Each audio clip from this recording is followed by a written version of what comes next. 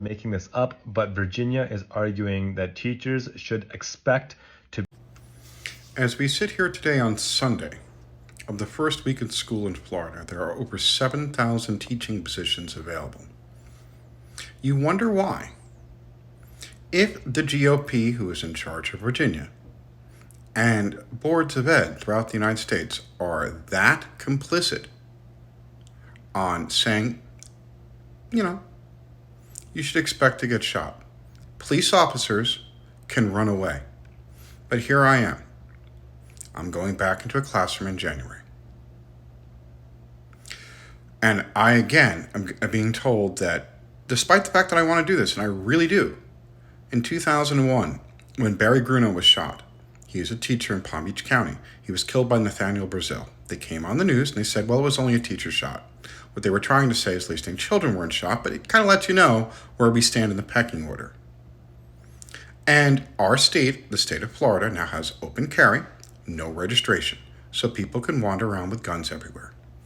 And yet, I'm supposed to sit in my classroom and guard that gate for the 20 to 25 children that I will have in the class.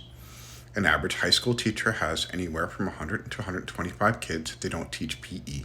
PE numbers are ridiculous. They're like 250. But for normal, academic teachers, is 100 to 125 kids. So you stand there, and there's an announcement. It's either an announcement that there is an active shooter, or it's an active shooter drill. And active shooter drills, they kind of tell us about, and I've been in a situation where there's been 2 or 3 times where police have been chasing after bad guys across my school campus with guns and fire. Got my kids in the room and got them, hunkered down and ready to go. I have a plan. If there are 7,000 teachers positions short in the 67 counties of Florida, how many is that per county? I'm not doing the math in my head right now, but it's more than 100.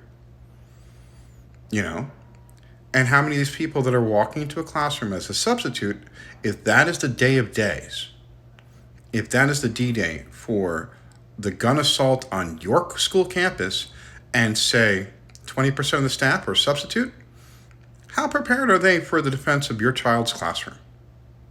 Do they have the names of the children in the classroom? Do they know who they are? Can they get them to act as a unit? Is there any preparation done? Is there any additional help from administration knowing that this number of people are unqualified to defend the classroom? The answer to that's probably no, because Ron DeSantis has defunded education so horribly, and he set up a $2.5 billion voucher program to fund more private school and get the public schools even worse off, because he is a large asshole. He's a gaping asshole. He's a gaping large asshole. Ron DeSantis is bad for Florida, and he's bad for children. But that's just me being kind. He's a fucking asshole. And between that and the racism that is coming from PragerU, Ron DeSantis, who is on the presidential campaign trail, he's now behind Chris Christie. And it's because everyone in the United States can see what a fucking pile of shit he's turned Florida into.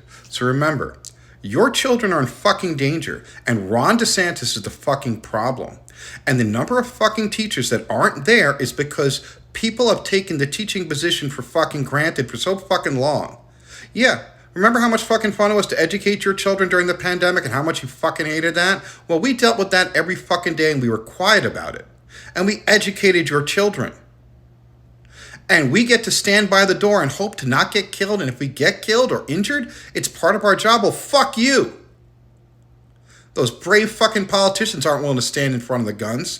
Fucking cowards. Just like Trump, who was a draft dodger, by the way. Fucking coward.